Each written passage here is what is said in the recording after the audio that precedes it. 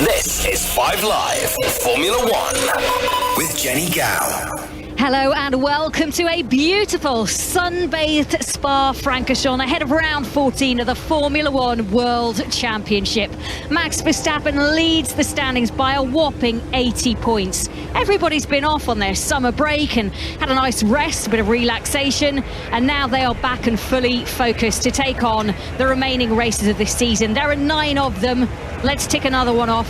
Jack Nicholls, this one should be a goodie, and there are a few little white clouds in the sky, but otherwise delightful out there. Yeah, beautiful day, no rain like last year. Still have nightmares about last year's race commentary, but this year... So do the listeners. Exactly, 4 hours of nothing going on, but I think we're going to have an hour and 20 minutes with a lot going on this afternoon. We've got Verstappen starting from 14th, Leclerc starting from 15th, Sainz versus Perez for the win, Fernando Alonso, as is his wont, causing trouble from third place in the Alpine. 1 stop, maybe 2 stop.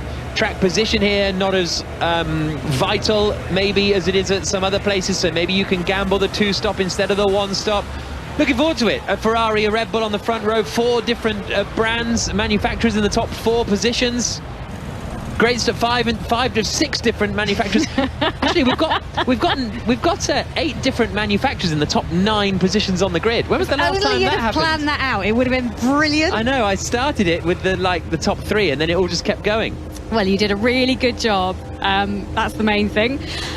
It is a very warm day compared to Friday's running, for example. Rain, we saw that. There's none of that forecast for today. Sam Bird, Formula E driver for Jaguar. This is a circuit everyone loves, isn't it? Every driver that I've ever known, ever spoken to, adores driving this circuit. It's a circuit that you really enjoy driving, you can attack, and I think we're in for a great race here today. Simply the fact that we've got a mixed grid. We've got, you know, the champion-elect and the reigning world champion Max Verstappen starting down in 14th. We've got his closest title rival starting down in 15th, and we've got the sort of the B drivers, let's call them the B drivers, it's a bit unfair, but you've got Carlos Sainz, Sergio Perez heading the pack, and behind them you've got the hungry wolf of Fernando Alonso going to be nipping at their heels going into turn 1. Slightly revised on the corner exits here at Spa. We've got a lot of gravel now. That could come into play. It's going to make for a really interesting race. So whilst Max Verstappen leads the way, as we've said, by 80 points to Charles Leclerc, behind Leclerc there are a gaggle of gifted drivers. So Leclerc has 178 points. 5 points behind him is Sergio Perez. Then is George Russell on 158, Carlos Sainz 156, and Lewis Hamilton on 146 points. It is so close for that battle for second position, if not still for the lead. You never know what's around the corner. 242 points is the maximum on offer still, so for the season to come. Sam, if I say to you this statistic, the race has never been won from 15th, it has only been won once from 14th. How do you like those apples? Is the question, when was it won from 14th on the grid? Yeah, when was that, Jenny? Oh, I thought you'd know. No. Really? I don't know. That's interesting. Why is it interesting? Well, because it's so you. I would have thought that you would have known, that's all. Yeah, I'm not an encyclopedia, but I mean, when was this race? I've got no idea. Okay, 95. 95. Oh, Schumacher. Did you just read my notes? No, Schumacher won because he had a penalty or something. Why did Schumacher started a long way down the back of the field, came through the order. It was a wet, dry race. Him and Damon Hill side by side through Les Combes, lap after lap. Okay. I remember it. I didn't realise he started 14th on the grid. Okay. He started 16th on the grid. That's the furthest back it's ever been won. That race obviously had changeable weather conditions. I think we're in for a full dry race today, but it's still going to be extremely exciting. Given the pace of what Max Verstappen has shown over the course of the weekend so far, that car with him in it will be rocketing up through the pack. How far he can make it though, Jenny, yeah, we'll find out in half an hour or so. Maybe a bit longer than half an hour. Let's hope it but goes on for a bit in about half an Do you hour, make I'm the- thinking. I'm thinking I agree. by about lap 10, we'll know whether he's going to be on course to win. I think that he needs a phenomenal start. He needs to clear 2 or 3 cars on the opening lap, and then set about them and do 1 car every lap for the next 4 or 5 laps. If he can do that, get to the pit stop safely without any issues, he's got a chance. Yeah, if he's 6th by lap 10, ahead of Albon and everyone, and just the Mercedes, the Alpine, then he's got a shot, I think.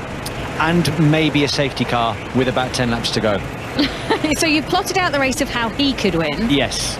Who else do you think? Really, who else? Honestly, if Verstappen's not winning, it's got to be between Sainz and Perez. I don't see anybody else really challenging the Ferrari and the Red Bull in terms of pace. I can't see it. Even though I'd ideally love to see Lewis Hamilton get a win for the Mercedes team, or George Russell get in the mix. I'd love to see Fernando Alonso mix it with the front 3. But realistically, today's battle should be, and I think will be, between Carlos Sainz and Sergio Perez, unless Max Verstappen can work his way up quickly. And on that front, it's a really interesting one, because the Red Bull is the quicker car than the Ferrari around here. I think it was Ferrari yesterday that said it seems like the Red Bull is just literally made for this circuit. And so Perez should be able to beat Sainz. He's got more straight line speed, should be doable. But Perez has not been on form in the last few Grand Prix, and I think if he doesn't win this race and Sainz does, okay, he's got his new contract that he signed after Monaco, but it will be kind of fairly big question marks over Perez if he's not able to convert this into a race win today. Is this you starting Ricciardo to Red Bull?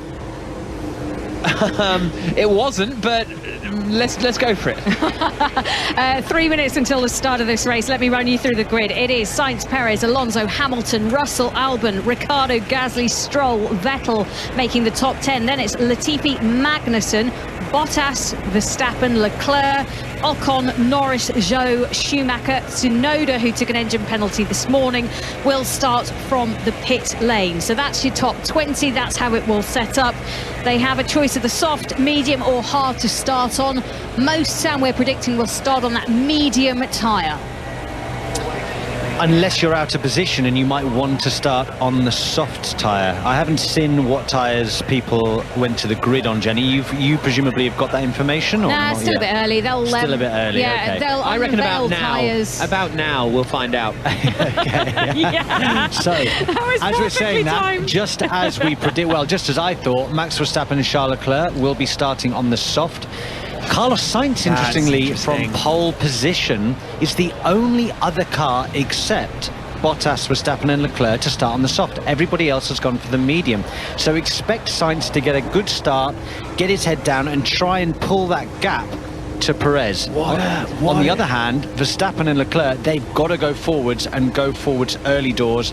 That's why they're going to be starting on the soft tyre. What an interesting decision that is from Ferrari, to start on the soft tyre with the man on pole position. Because you get the launch off the line, but here launch schmaunch a little bit, because it's a tiny run to La Source. 200 metres. Then you've got the run all the way up to Les Cotes. A really interesting decision that from Ferrari. But we heard yesterday Ferrari made a mistake. We've heard countless times in the first part of this season Ferrari made a mistake. So is it a mistake for Ferrari, or have they done the right thing here? Someone missing from the grid. Pierre Gasly is in the garage for the AlphaTauri team. That's an interesting one. Gasly was due to start in P8. He's currently in the pits, so that means an empty grid slot there where his car should have been. So effectively, Charles Leclerc and Max Verstappen are going to be starting instead of 14th and 15th. They might as well be 13th and 14th. One less car for both of those guys to clear in order to work their way up through the field. Okay, less than a minute to go. Let's get you ready for the Belgian Grand Prix. It's Sam Burden alongside me, Jenny Gow. It is Jack Nicholls.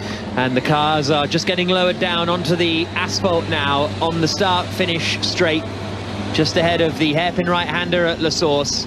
And it is Carlos Sainz who will be starting on pole position, with Sergio Perez alongside him in the Red Bull. The championship protagonists, if Leclerc can still be classed as one, is down in 15th position. Max Verstappen, the championship leader, is in 14th spot for the Red Bull team. The second half of the Formula One season is about to get underway. Not mathematically, we've only got 9 to go, but after a long summer break, we are about to be going racing again, and at one of the most iconic circuits on the calendar in what could be, potentially, one of the last Belgian Grand Prix for a while, but we'll wait and see how that pans out over the coming months. It's 2 o'clock here on 5 Sports Extra, and this is the Belgian Grand Prix.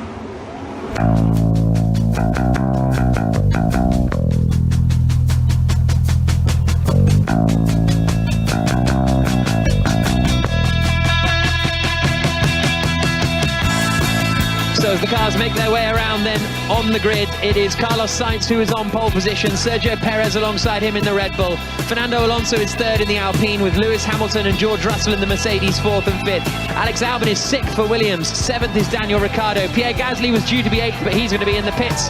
Ninth on the grid will be Lance Stroll for the Aston Martin team ahead of Sebastian Vettel. Latifi, Magnussen, Bottas, Verstappen and Leclerc the top 15. Ocon, Norris, Zhou and Schumacher the 19 drivers that will start on the grid. Tsunoda will start with his teammate Gasly from the pit lane.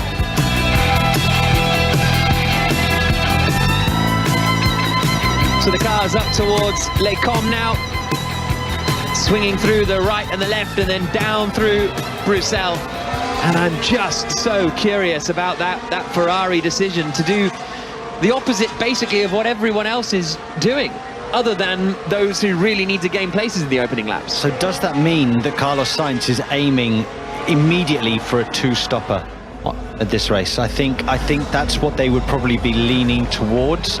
Everybody else, I just don't know. I don't know whether Max Verstappen can make it on a one-stop, going from the soft to the medium. Time will tell. Certainly will. The cars are now coming down through Pouhon on their formation lap. The fastest pit stop we've had this season is 2.19 seconds, and it's not the worst pit stop here in pit lane in terms of pit loss time, Jenny. No, 19 seconds, so it's relatively quick if you want to dash in and dash out. Just a reminder, Alonso yesterday, wasn't it him that said that no one would start on the softs, or everyone would start on the softs, and he called out a mistake, and now all Sainz has started on the softs. It's an interesting choice. If they do a one-stop and put him onto the hards, then we know that Ferrari have completely gone. But we'll see what happens. Just a note on Pierre Gasly, an update on him. He had an electrical problem on the formation lap on the grid, so he's gone into the pits. They're just firing the car up now, so should be ready to start from the pit lane behind his teammate. Yeah, frustration for AlphaTauri. They are 8th in the championship at the moment, and with Gasly starting in 8th, they had a strong start, or a strong chance of scoring some world championship points. They're now coming down into the bus stop chicane and will line up on the grid ready to take the start. How far through the field can Verstappen and Leclerc come? They are now starting net 13th and 14th because of Gasly starting from the pit lane. The Aston Martin of Sebastian Vettel will have a clear road ahead of him as he looks to attack Daniel Ricciardo. Also haven't mentioned Alex Albon in the Williams, starting in 6th position. It's also just popped up on the screens that Formula One can confirm the Belgian Grand Prix will be on the 2023 calendar. So there we go, there's some interesting news just as we get ready to start. So my little intro at the beginning is null and void, and that's some tremendous news that Spa will be on the calendar next year. But for now, the focus is on today's Grand Prix. The Haas driver of Mick Schumacher just coming through the final corner to line up at the back of the grid. Carlos Sainz is starting on pole position in the Ferrari. Sergio Perez is alongside him in the Red Bull. The championship protagonists Verstappen and Leclerc at 13th and 14th on the grid. The race begins now, and the Ferrari on the inside gets a pretty good start, and immediately Fernando Alonso's on the track trying to get ahead of Sergio Perez, and he's managed to do it. George Russell has got ahead of Perez too, as has Lewis Hamilton. Sainz holds the lead. Perez has dropped way back through the field. Alonso is second, Hamilton is third, Russell is fourth. It's side by side between Vettel and Ricciardo as they come down towards Eau Rouge, one of the most fearsome corners in motorsport, and it is Ricciardo who just about comes out ahead. Max Verstappen is in the fight. He's trying to make a move on the Williams of Nicholas Latifi in the early stages. Sainz holds the lead as they come up into Les Combes. Hamilton's going for second place. Hamilton round the outside of Fernando Alonso, and they crash. Hamilton is off. He's been hit by Alonso. He's got damage, and suddenly Perez is back up into second place. Lance Stroll is on the gravel, and Max Verstappen has to take evasive action to try and avoid him. But Lewis Hamilton has damage after contact with Fernando Alonso. All that means that Sergio Perez is back up into second place after he got a bad start. Carlos Sainz holds the lead, and meanwhile it's Verstappen going ahead of Charles Leclerc. Those two are going wheel to wheel as they make their way up the order. Chaotic first half a lap here. Full commentary on Sports Extra. And Hamilton is slowing, and everybody's having to try and make their way around him because he's got a big amount of damage. There are sparks flying from underneath the car as he tries to tiptoe his way back. Alex Albon is involved in the fight as well. There's chaos as everyone tries to get around Hamilton. He's like a rolling roadblock at the moment, and Verstappen is involved as he tries to go side by side. He's almost going to get bulked here, and he does get bulked by Hamilton as he slows down almost to a halt now. Hamilton, he's out of the running. Sainz leads, Perez is second, Russell is third. Hamilton's radio. So stop. That's the end of the race then for Lewis Hamilton. Sainz leads, Perez second, Russell third, Alonso is still running in fourth position. Vettel is up into fifth place, Ricciardo sixth, Albon is seventh, eighth is Max Verstappen now. He's just got ahead of Lance Stroll, so already Verstappen is up into eighth spot. Leclerc is in 10th position at the moment. He hasn't managed to get ahead of Stroll just yet, but all of that has worked out perfectly for Carlos Sainz, who's got a 2-second lead up at the front. Busy stuff. Super busy, an incredible start. What an exciting start to a Spa Grand Prix. Sainz has got away, and Perez somehow, after a terrible start, finds himself back in second place after Alonso and Hamilton tagging each other. He's got back past Russell, back into second. Leclerc's on the grass coming out onto the Kemmel Straight as he tried to get around the outside of Lance Stroll. He's managed to pull it off and make the move and get him into ninth place, but I think that he wasn't left any room there by Stroll. When we get a look back, and a spin across the circuit, that is the Williams of Latifi, and he tags the Alfa Romeo, and the Alfa Romeo is spun into the gravel trap on the entry of Malmedy as well. Latifi lights up the rears and gets going, but Bottas is beached, Bottas is done, and I think we may well have a safety car here. It was Ocon who was off the circuit. Latifi took evasive action, then came back across and just tagged Valtteri Bottas. Might not have even tagged him, actually. It was so close, but Bottas was on the grass taking evasive action and ended up in the gravel. Hamilton has pulled to the side of the road with the smoke coming from the rear of his Mercedes, and the safety car is deployed on lap 2 of 44. Happy birthday, Bottas. Yeah. 33 today, and he'll take no further part in this race, unfortunately, after 2 laps. Not the way he would have planned for his birthday. Not at all. And if you can remember yesterday, Sebastian Vettel didn't make it out of Q1 and was furious. Yeah. He now finds himself in 5th place in the Grand Prix after the opening lap. How your fortunes can change. So Valtteri Bottas beached in the gravel on the entrance to Malmedy. Looks as though Latifi managed to get going again. Hamilton has pulled over to the side of the circuit, and Bottas is now just unplugging himself from the car and getting going again. We're going to have a look back at some of the key moments from the beginning of that Grand Prix, and it was a slow start from Perez as well. So Alonso got him straight away, Russell followed to the inside, Hamilton went to the outside, and Perez found himself down in 5th place instantly. Absolutely. So it's it's kind of negated now because he's back in second, but that was a really poor getaway from Sergio Perez. He's really lucked into the fact that Fernando and Alonso have come together. Now they're going down the Kemmel Straight. You see Fernando Alonso in second place, Lewis Hamilton gaining all the time in the slipstream, will pop out to the outside, try and do the outside move, outbrake Fernando Alonso, but then it's a case of 2 into 1, doesn't go. Lewis Hamilton's car went right up in the air and obviously got a lot of damage. Perez has actually got Russell on the straight. We're just having a look back.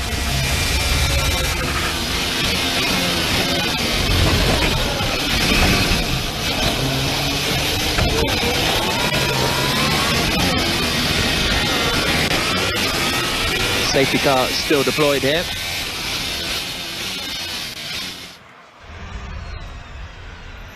It got more dramatic later on in the lap because there was a collision between Nicholas Latifi and Valtteri Bottas. Bottas beached in the gravel, so he's out of the race, and Hamilton broke down, and he's out of the Grand Prix too. So the safety car is deployed here at the moment, neutralising the race. Sainz still leads, Perez is second. I don't think Hamilton left Alonso enough room there. You can do side-by-side at Les Combes. Yeah. Look, Fernando can't be more to the inside, and Lewis has cut across slightly. It's a difficult one. They're both world-class drivers, but at the same time, I just don't think there was enough room. I think that, yeah, you, as I say, you can go side-by-side through Les Combes, but I don't think Hamilton's left him enough room. I'm happy, personally. I'm interested in your thought. If they say that racing incident, first lap, wheel to wheel, 6 of one, half dozen of the other, I'm not too dissatisfied with that.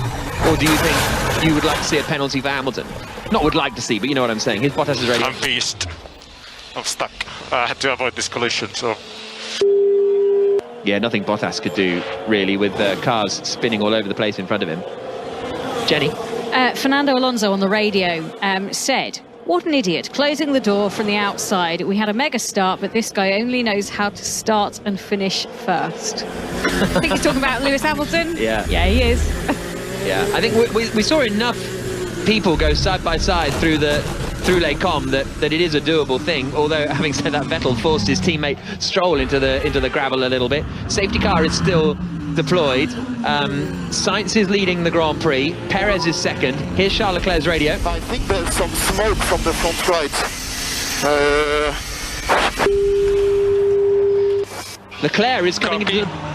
Leclerc is coming into the pits then. A new set of medium tyres. He says he thinks there's a bit of smoke coming from the front right, which I presume would be bodywork damage and something rubbing on the front right. We'll see what Ferrari do now he comes into the pits. He had made good progress up into ninth position, but into the pits now comes Charles Leclerc. Swings it in, and if they just replace the tyres, then I don't really know what they've achieved.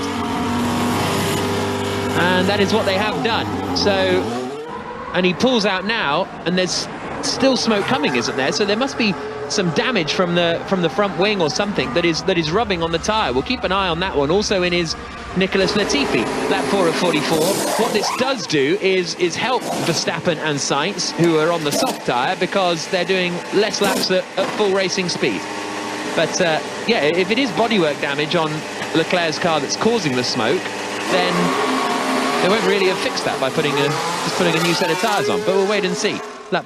Still behind the safety car. Sometimes they can get some tear off or some piece of debris stuck within the brake ducts, and that can really cause it to burst a light, catches fire, and then they just need to remove that piece, and it sometimes just goes out. If that's something that's happened, it's interfered with the brake duct, then that's a possibility. We'll have to keep an eye out.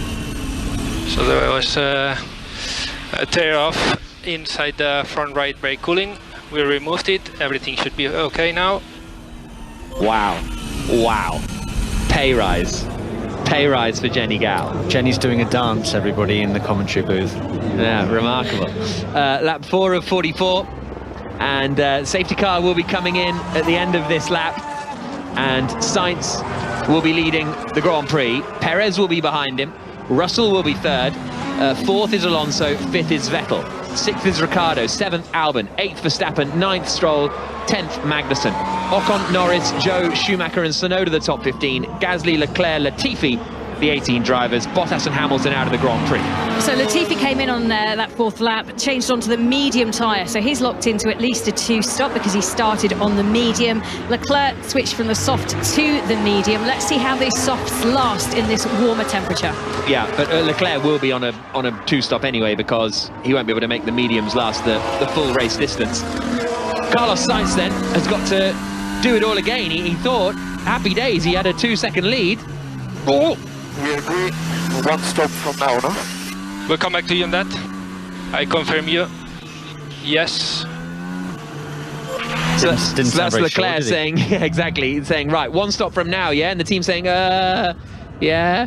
Right, Sainz, when's he he's going quite late here, Carlos Sainz. He's going to be under a lot of pressure. He's coming down into the bus stop chicane, and Perez is going to be right with him when the restart goes. There he goes. He floors the throttle now, and then locks up.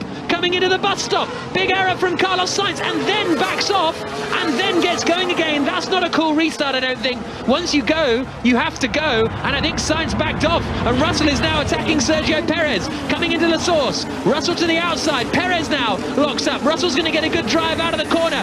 He's so close to the back of the Red Bull, he might be able to get him into second position here, heading down towards Eau Rouge.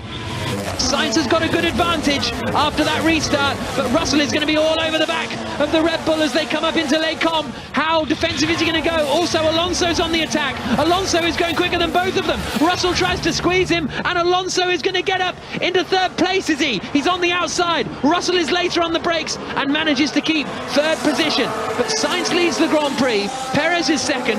Russell is third. Alonso is fourth. Vettel is fifth. Ricciardo is sixth. Albon, Verstappen, Stroll and Magnussen the top 10. But that restart from Sainz, he went, made a mistake, and then sort of kind of slowed everyone down again. Well, he made the mistake at the first apex of the bus stop chicane at the end of the lap, which meant then he had to go super slow in a very tight radius in the final part of the corner, which is why it looked like he was backing everybody up. I don't think it was deliberate. I think it was simply a mistake in the first part of the corner. Okay, Verstappen has also got ahead of Alex Albon and is up into 7th position now. He's right on the back of Daniel Ricciardo, so at the moment Max Verstappen is about 2 seconds off the lead of the Grand Prix, pretty much. A little bit more than that, but not much more. The sound you can hear is the Red Bull powered car coming through the right-hander at Stabilo, and now the flat-out blast back towards the bus stop chicane. He's closing in on Daniel Ricciardo. He might be close enough for a look. They're about to come through the flat-out left-hander of Blanchimont and approach the chicane at 190 miles an hour. Does Verstappen fancy it? You bet he does. To the inside on the soft tyres, and Verstappen is now up into 6th position. Lovely little slide in between the two apexes, and he's already on the back of Sebastian Vettel as they come over the line. Lap 6 of 44 now. Sainz leading, Perez second, Russell third, Alonso fourth, Vettel's fifth. Verstappen is up into 6th place. Jenny Gow. Didn't you say by lap 10 he needed to be around 6th, 7th? So he's done it within 6 laps as Lewis Hamilton makes the sorry trudge back to the pit lane all by his own.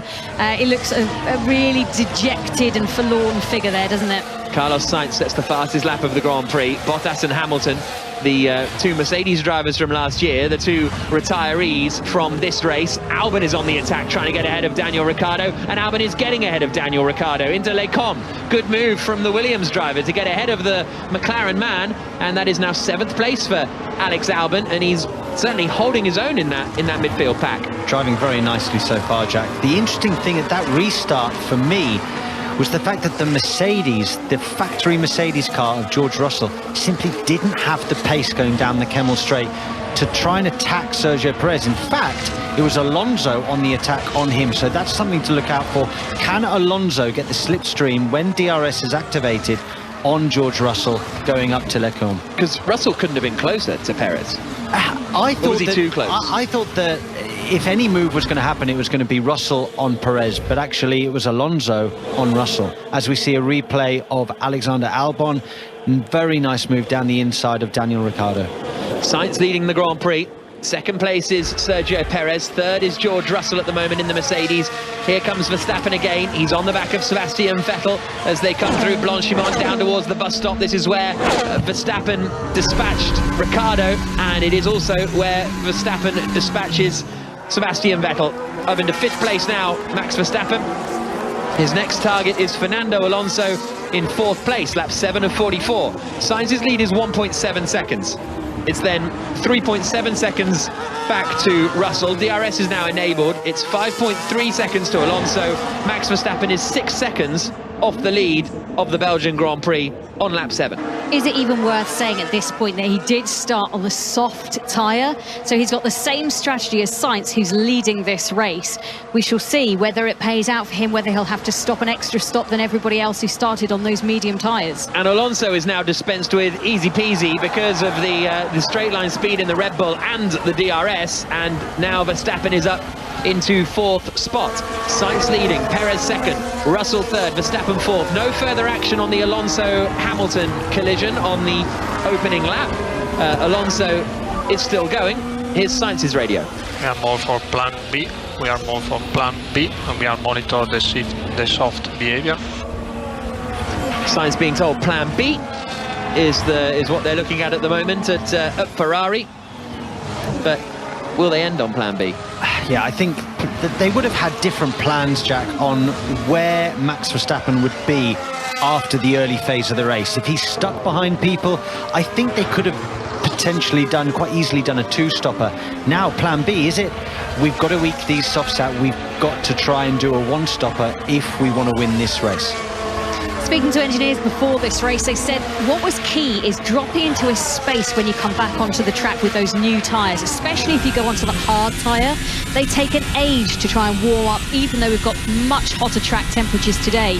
So if you're in a really tight battle with someone and you want to come in, going onto that hard tyre and going back out into a really big dogfight could mean that you lose a lot of momentum. I can't see anybody using the hard, Jenny. It was such a bad tyre when we saw it in use on Friday. Nobody could get it to work. The fronts just were dead. The Mercedes especially looked woeful on the hard. So for me, this is a race where the softs and the mediums are the compounds that people will use. Problem is, Fernando Alonso says the softs are rubbish. So he doesn't want to be on them at all. No, but I mean, the problem is the hard is so slow that it's too easy to lock the fronts. You'll be too much of a sitting duck compared to people on the mediums. Verstappen is getting George Russell. Verstappen is at the inside of Russell and into third place now. 4.2 seconds off race leader Carlos Sainz. Verstappen is flying through the field and is up into the top three. Sainz leads, Perez second. Verstappen is third, and he's also closed in 2 seconds on Carlos Sainz. Over the last, two laps on that last lap, Verstappen did a 51.9, which was a second quicker than Carlos Sainz. But is that what plan B is? Is plan B now look after the soft tyres? We need to eke them out to do the one-stop, whereas Max is all guns blazing, going for it, trying to get back towards the race lead. Yeah, could well be. So Sainz leading, Perez second, Verstappen third, Russell fourth, Alonso fifth, Vettel, Albon, Ricciardo, Stroll and Ocon the top 10. Magnussen, Norris, Zhou, Tsunoda and Gasly the top 15. Leclerc is right behind Gasly. Hey, sends it into pit path. And does that come off? Yes, it does. So not seen many Formula One cars overtaking into pit path.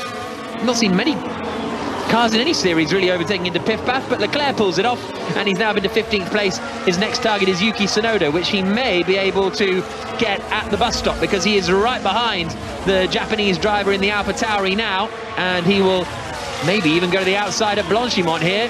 Tsunoda covers the inside and they go wheel to wheel around the left-hander, and Gasly has been passed and now Tsunoda has been passed by Leclerc up the inside into the bus stop. High degradation is the message from Sainz to the team on the radio there, so that's not ideal news. Lap 9 of 44. Sainz leading. Carlos Sainz is leading here. Sergio Perez is in second, 1.1 seconds back, but Max Verstappen, having started in 14th on the grid, is already up into third place. He has dispatched Ricciardo, Albon, Vettel, Alonso, Russell, and now his next target is going to be his teammate as he looks to close in on Carlos Sainz for the race win. Lap 9 of 44. Norris is now getting ahead of Kevin Magnussen coming into Les Combes as well. So Lando Norris up into 11th position, Magnussen down to 12th, 13th is Zhou, then 14th is Charles Leclerc. Verstappen on that last lap did a 52.6, which was a second and a half quicker than Carlos Sainz. Jenny Gow. Yeah, if you're going to try and do a one-stop starting on that soft tyre, you're looking to come into the pit lane at around lap 16 to 22 to go onto the hard. Pirelli didn't think it was possible to go soft-medium to make this race work, and I kind of feel like that's the right direction. But if degradation higher on those soft tyres than expected, what are they going to do? Soft, medium. Medium is a potential if they've got the tyres there to do it. Yeah, and actually the Carlos's tyres look horrible. Yeah, they don't look particularly good at the front, do they? They look very, very old and worn already. At the back. And the back, yeah. The inside shoulder is working extremely hard.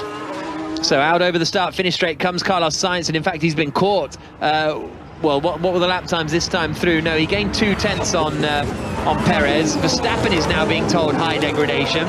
He is also on the soft tyres. So Sainz's tyres are 2 laps older than Verstappen's, but they're pretty much in the same window. On lap 10 of 44, Verstappen is 1.2 seconds behind Sergio Perez. how swiftly will Perez move out of the way for Max Verstappen in this second place fight currently. Sainz leading, Perez second, Verstappen third, just 2.5 seconds separating the top three at the moment. Russell is holding on to that fourth place fairly comfortably. He is 4 seconds ahead of Alonso. Alonso is less than a second ahead of Sebastian Vettel, so that's quite a nice fight going on there. Leclerc is passing Magnussen for 12th place, the Ferrari driver to the inside on the Kemmel Straight coming up to Les Combes, and he makes the move and is now up into that 12th spot. But the Alonso-Vettel fight is quite close. Albon is only just holding on ahead of Daniel Ricciardo. There's only 0.4 of a second between them, and Stroll is only about half a second further back. So the queue from Albon back to Ocon, 7th through to 10th, is very close indeed. Lap 10 of 44, so we're almost at a quarter race distance at the end of this lap. Just looking at those tyres, obviously Sainz's tyres are older because he started on the used set of tyres, didn't he? But I'm just thinking when it comes out and rubs out, Verstappen's having to work those tyres so hard because he's having to get through traffic. He's made great lengths to get himself 10 places above where he started. And we see degradation higher than expected. That's for everybody. That's Leclerc being told degradation for everybody out there is higher than expected. Verstappen is really close to the back of Perez now as they come through the bus stop chicane and down towards La Source again into the hairpin right-hander, and maybe we will see a switching of positions this time around. There's just 0.6 between Perez and Verstappen. In fact, it might not even need to be a orchestrated thing here, because Verstappen will have the DRS as they come down towards Eau Rouge this time. You can see already, Jack, the soft rear tyres of both Sainz and Verstappen. They're squirming around on exits now, struggling to find traction. The gap between Sainz and Verstappen in terms of lap time is starting to be similar-ish now. Verstappen doesn't quite have the advantage that he did before. He's not taking seconds out of Sainz.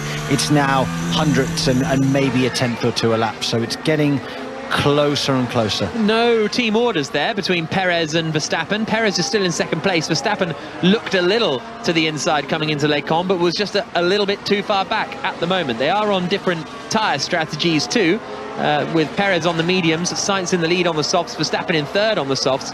And what Jenny was talking about earlier about the gap, getting the gap that you want to pit in, is going to be really tricky for Sainz and Verstappen, because everybody else is on the medium, so they'll be in theory wanting to go longer than those two.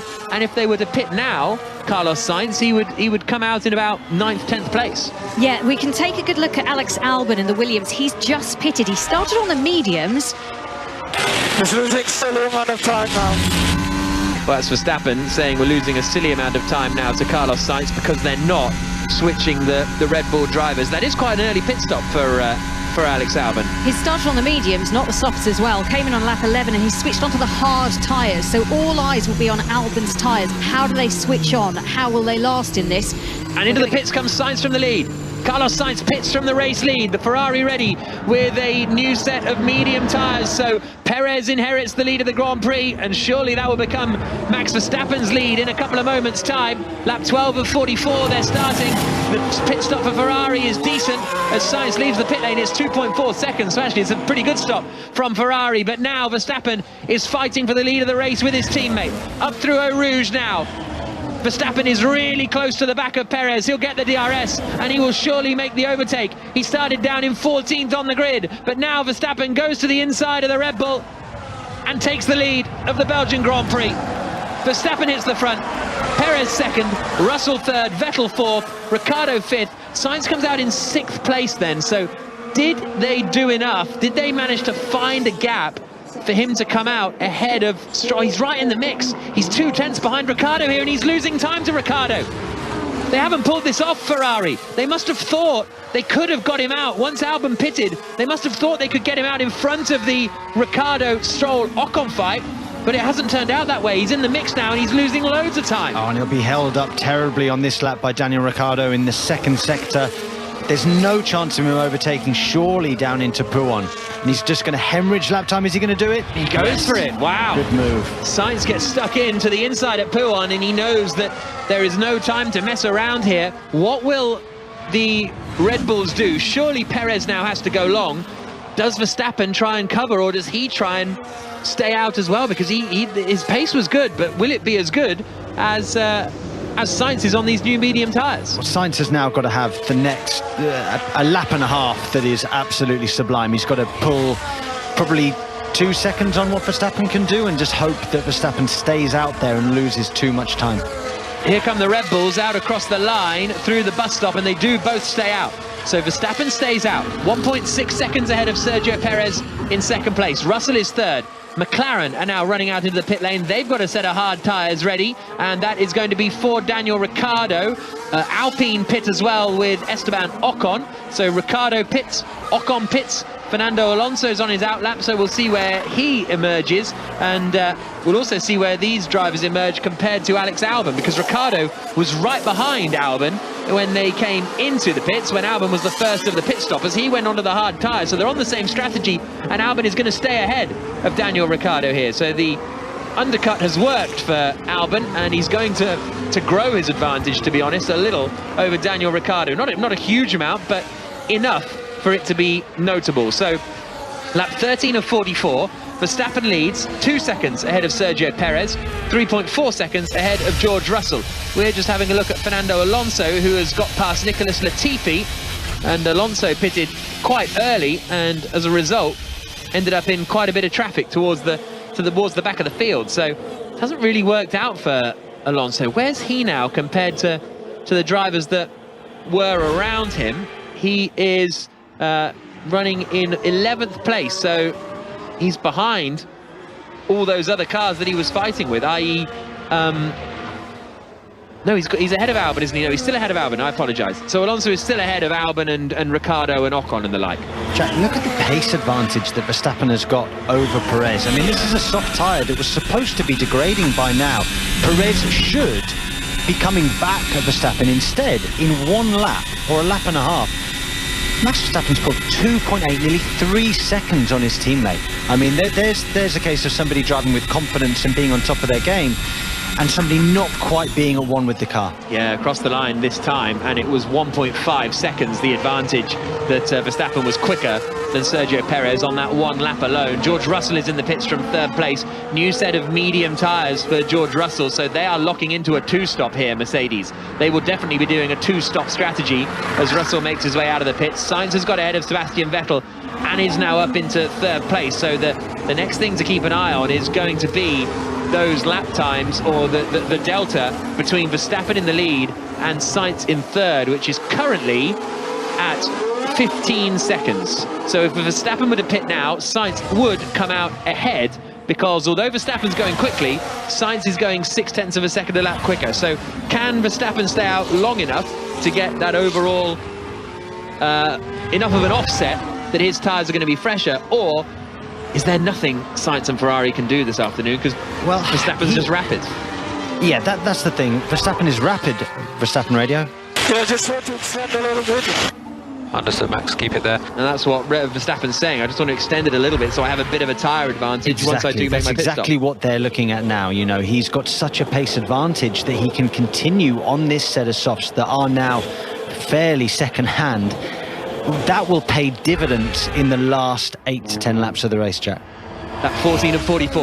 Verstappen leading, he has yet to stop. Perez second, has yet to stop. Third is Carlos Sainz, he has stopped. Vettel in 4th has not.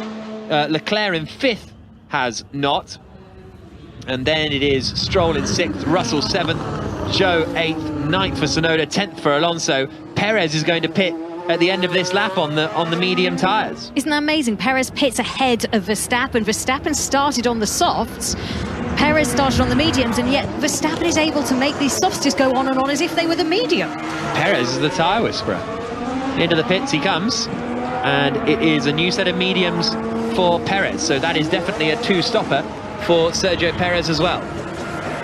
Sainz gets up into 2nd place then. He's going to come out ahead of Sergio Perez. Still is he? Yes, by quite a way, to be honest, as he comes down the hill.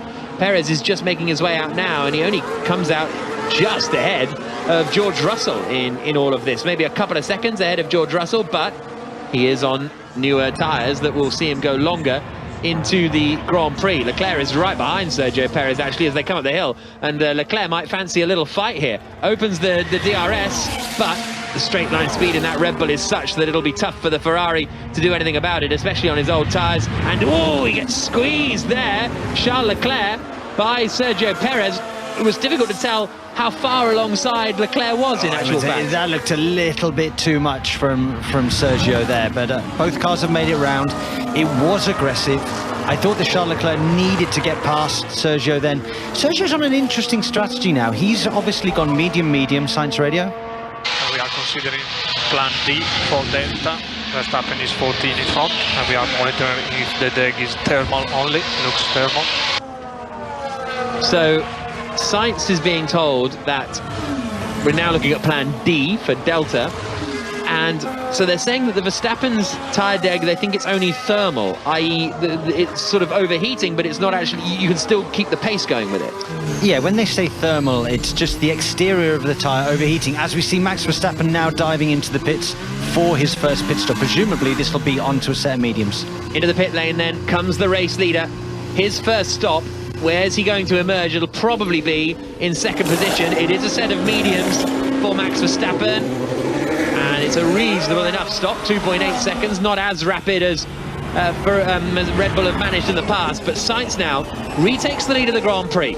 He's on a set of medium tyres. He is followed by Max Verstappen, who is also on a set of medium tyres. Sergio Perez is third, also on a set of medium tyres, but Perez has to stop again. Russell has now caught the back of Leclerc. Leclerc needs to stop again as well.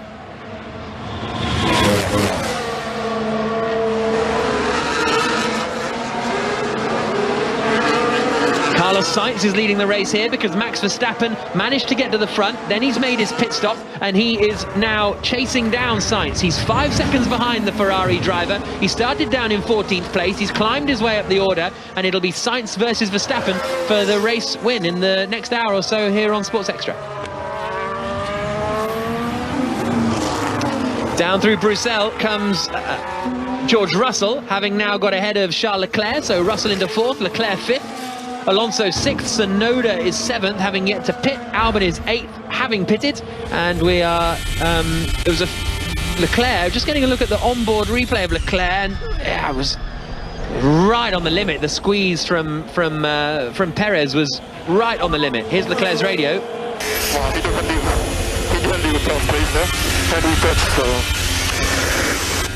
Understood. Yeah, I mean, yeah. I'd be on the radio saying exactly the same thing, Jack, to be honest, in maybe worse language than that. I think he was fairly calm. Sound bird. Yeah, sorry, but that's just the truth. If you've heard my radio in Formula E, then it's colourful. The reason why Charles Leclerc is struggling right now is because, remember, he pitted on lap 2 of the race because they saw that there was a tear-off that was stuck in the brake duct, so he's radio, Carlos Sainz. Okay, that's good. He's started to recover a bit of grip, that's good. He's leading, he's got a reasonable lead from Max Verstappen. Going back to Charles Leclerc, sorry, he's almost really out of sync, isn't he? He's done a pit stop, but it's like he's going to be doing his second very, very soon. He looks like he's dropping a lot of pace. Yeah, well, he said on the radio, didn't he? We're only doing one more from here on. Is that correct? And that was on lap, must have been 4 or 5 when the race got going again. So even that feels like a bit of a stretch for Leclerc. Look at how quickly Russell's pulled away. And we are going plan D, and Hart is 2/10 faster than expected. Degradation is still high. So Leclerc sounds like he'll come into the pits and put a set of hard tyres on as Sebastian Vettel gets ahead of Alex Albon. Vettel now up into 8th place, Albon down to 9th. And Vettel a good one to watch, actually. He went onto those hard tyres and doing really well on them. The others that went onto the hard tyre was Albon, Ocon, Ricciardo, Gasly, Norris, Magnussen and Schumacher and Latifi, who's already stopped twice. So the hard tyre definitely performing better than expected out there. I think that's because, Jenny, it's just that little bit hotter out there today, which is just switching them on. If it's too cold, you can't switch the tyre on and you tend to slide around a little bit. So with the higher temperatures, the hard tyre has come into a bit of a window, which we didn't really expect to see. Some great racing in the midfield. Schumacher's just passed Latifi going into Eau Rouge. Latifi was also in a fight with Ocon and Ricciardo, and I think that must have been before he made his second pit stop, Nicholas Latifi, which he did on the last lap. So there was a great fight between them coming up the Kemmel Straight, but Verstappen has now caught the back of Carlos Sainz. There's just half a second between them, both on the medium tyre, and whilst it looked as though it was reasonable pace for Sainz, Verstappen flying on that last lap, 2.4 seconds quicker in one lap than Carlos Sainz. And here now comes the move for the lead of the Belgian Grand Prix. Sainz covers the inside, Verstappen goes to the outside in the Red Bull, and such is the straight line speed advantage that he breezes past and takes the lead of the Belgian Grand Prix. Lap 18 of 44, Verstappen hits the front, Sainz is down to second, Perez is in third spot, and that is remarkable for Max Verstappen. He's a guy that's driving on the top of his game. I mean, let's have a look at this move again. He sets him up. He goes sort of fishing at the back of Carlos Sainz's rear end there and gets the DRS toe. And it's a comfortable move, isn't it, into Lecom.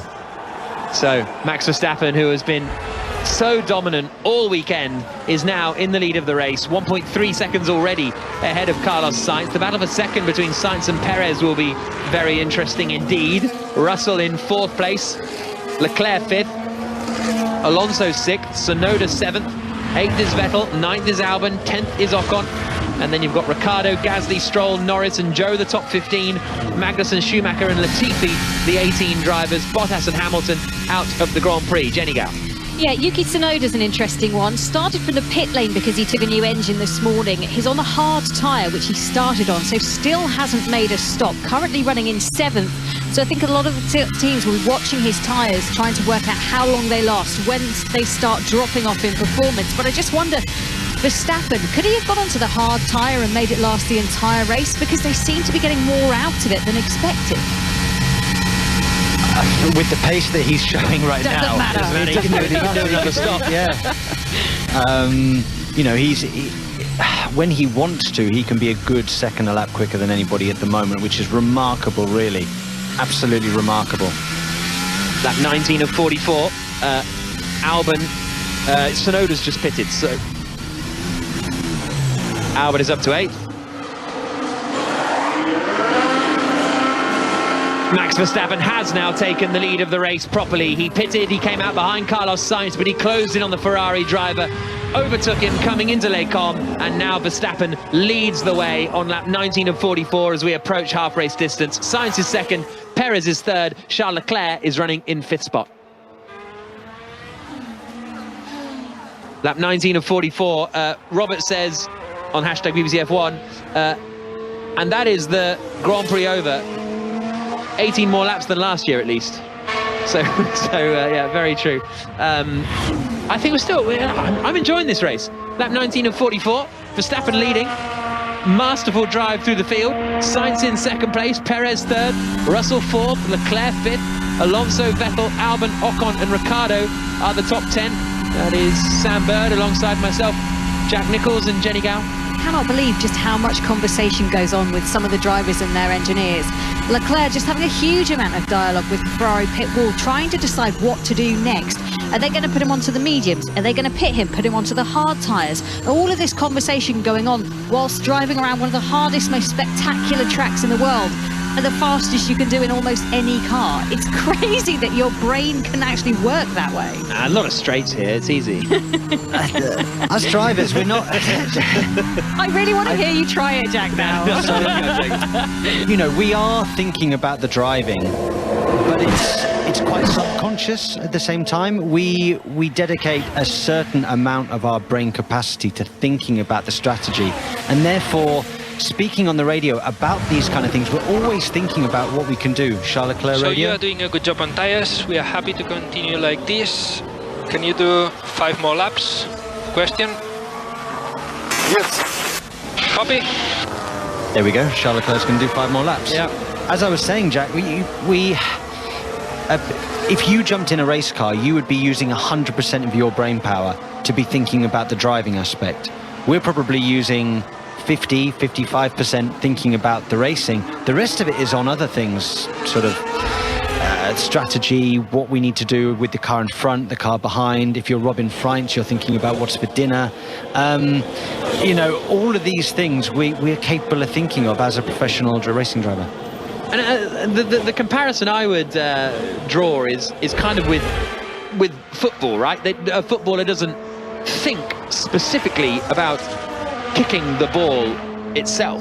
They're thinking, where do I need to be? What tactically am I meant to be doing? What position do I need to be in? Where's my teammates around me? They're not thinking, how do I kick the ball to that person? Exactly. So you've nailed it. Thank you. Lap 20 of 44. Sainz is now trying to fight for second place because Sergio Perez is right behind him now. Red Bull looking for a 1-2 because Verstappen is pulling away in the lead of the Grand Prix. He's 5.5 seconds ahead of Sainz, but I think the fight between Sainz and Perez could be a lot of fun. They have had a 1-2 this season, Red Bull, in Imola, in Spain, in Baku, but none since Baku. That's what Perez is trying to change right now as they come up Eau Rouge and up Raidillon, and this is going to be a good opportunity for Perez in the Red Bull. Closes in on Sainz. He's got the DRS, he's got the superior straight line speed, he's also got the outside line into Les Combes, and now he's got second place. Sergio Perez ahead of Carlos Sainz, and they just have no answer for Red Bull this afternoon, Ferrari, do they? I think this is one of those, kind of like Miami earlier this year, where there is no real error coming from Ferrari. They just do not have the pace that Red Bull have this afternoon.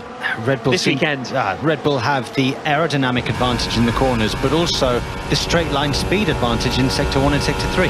Not to dampen the parade already, but this is without their new monocoque, which they're bringing in, which is meant to be lightened, so it gives them even more opportunity to win races. Great move from Lance Stroll, going around the outside of Pierre Gasly up at Les Combes. That was lovely stuff from Stroll. Got up into 11th position. Gasly down into 12th place. He has made his one and only pit stop in this race, Pierre Gasly, having started in the pit lane, so he's made good progress. Lando Norris hasn't made much progress through the field, and Ricciardo has slipped back a little, which is a bit of a disappointment for the McLaren team, where Fernando Alonso and Esteban Ocon are running 6th and 8th respectively for the Alpine cars. Also, Sebastian Vettel's doing a good job in 7th place for Aston Martin. He is not dropping back at all and is 3.5 seconds ahead of Esteban Ocon at the moment. That last lap Ocon was 0.4 of a second quicker, so we'll keep an eye on that gap as it continues to change. Verstappen leading, Perez is second, Sainz is third, Russell is fourth in a very lonely fourth place, Leclerc is fifth, Alonso is sixth, Vettel is seventh, eighth is Ocon, ninth is Albon, 10th is Daniel Ricciardo, and Ricciardo is right on the back of Albon as they come up towards the chicane. But that straight line speed in the Williams, we saw it throughout the weekend with continually Albon and Latifi setting fastest first sectors, and Ricciardo's really struggling to make any grounds on Albon. Albon got ahead of him in the early stages of the Grand Prix, and Ricciardo just can't fight back. I think Ricciardo's hanging on in the toe more than anything else, really. The traction on the McLaren looks quite weak at this stage of the race. Going back to what Jenny just said, so there's an upgrade package from Red Bull that will create a lighter monocoque. Yes. That's worrying. Isn't it just? I know a lot of the teams are looking at it, trying to do the same thing. They all reckon if they lose weight, they can gain speed. It's a simple equation. But yeah, that's. I wondered if they'd put it in this weekend, but no, sadly not. Still to come. Half race distance now as we are on lap 22 of 44 in the Belgian Grand Prix here on 5 Sports Extra. Verstappen is leading, having started in 14th and carved his way through the field and got up into the lead of the race. 7.3 seconds ahead now of Sergio Perez. This is such a... Verstappen... Yeah, this is such a great... This is going to go down as an iconic Verstappen drive, I think. Because I often think that with Verstappen, he wins well and he does well, but I didn't feel there were many times where he just completely obliterated everybody. When you think of Hamilton, and obviously Hamilton's been in F1 a lot longer, but you think of the days of, you know, Silverstone in 2008 and races like that where Hamilton just destroyed the field. and we've had it with Leclerc at times, but this race from Verstappen and this weekend from Verstappen has just I think he's been phenomenal. fairly dominant at places like Mexico before as well, Jack. Yeah, There's been times where he has romped home, but this one I think is more special. We're saying he's won. He hasn't won yet. There's still 21 laps to go in the race, and anything can happen in Formula One. But the rate at which he's pulled away and where he's come from. What I would have liked to have seen, though, a little bit is some of those moves. Clearly, people were thinking, well, Verstappen's not really in my race. He's going to be past me. But nobody put up a massive defence or a massive fight. It was put the nose on the inside and through he went. He didn't lose any time overtaking anybody. It was just through and on to the next one and on to the next one. Yeah, it's just phenomenal confidence in the car as well, Max Verstappen.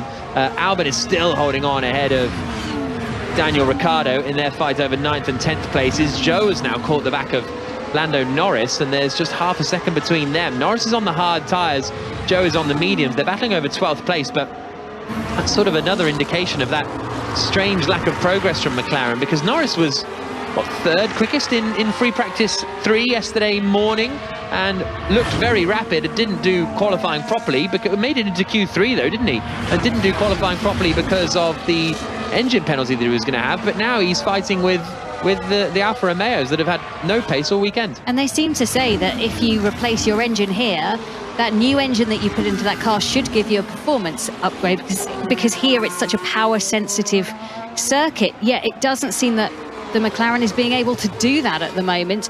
Just to let you know, Leclerc reporting that his rears are starting to go, so maybe expect Ferrari to get into the pit lane soon to receive Leclerc for his second pit stop. Okay, so where is that going to bring Leclerc out then? So if he loses about 18 seconds, he's going to come out.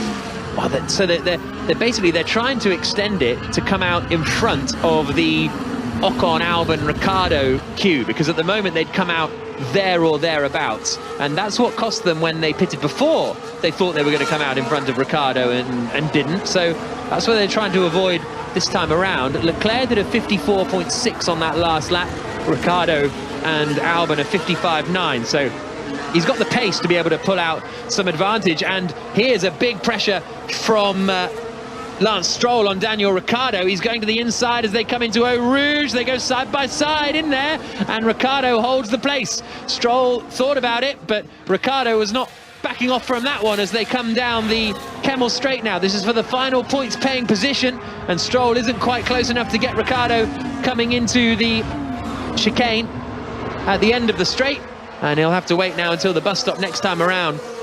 But the overtake into Eau Rouge is always a bit like, it just feels a bit braggy, you know, like in reality you should just wait and get him up into Les Combes, but you want to get it done. When you pull it off, it is spectacular. I remember, I think it was the Alonso Webber one from, like, what was it, more than 10 years ago now.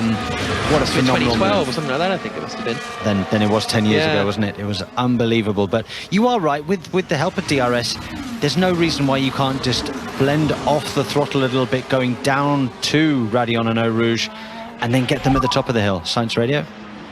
And try to avoid the bump in turn 5. Try to avoid the bump in turn 5. It's quite important. Try to avoid the bump in turn 5. So that's in the Les Combes sequence of corners. There's a bump somewhere and might be damaging the car in some way, I guess, for Carlos Sainz. I don't know what it would be damaging, whether they're seeing spikes in sensors and something like that. Yeah. Just listening across to Leclerc again in that Ferrari, he's just been told if they pit now, they come out just in front of Albon, P9. That's their mathematics if it went well.